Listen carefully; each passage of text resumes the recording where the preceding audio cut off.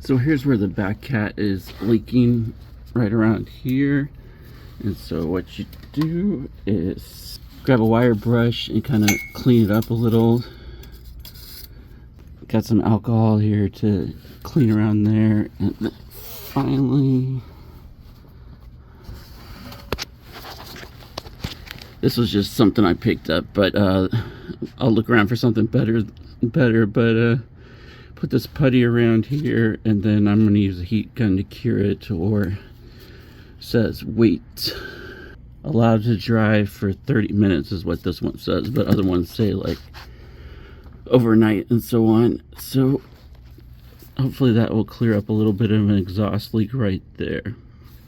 And generally what you do is you attach a shop vac to the back and blow into it, and then walk around with your squirt bottle and squirt the areas. And then if you see any bubbles, then you know that there's a leak there and you need to patch it up or get something new.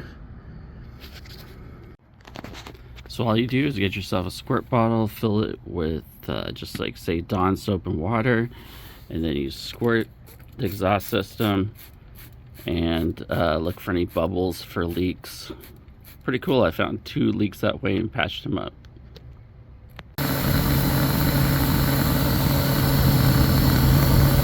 Just look for bubbles, and you can see there's some bubbles there, so it looks like I gotta patch that up. See the bubbles? Yeah, so I gotta patch that up there, it looks like.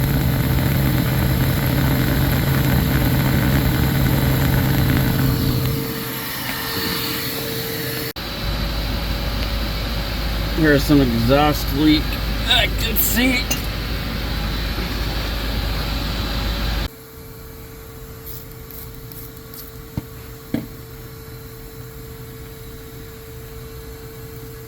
So you can see a little bubble is forming there. So I had patched it up, but it looks like it still is not totally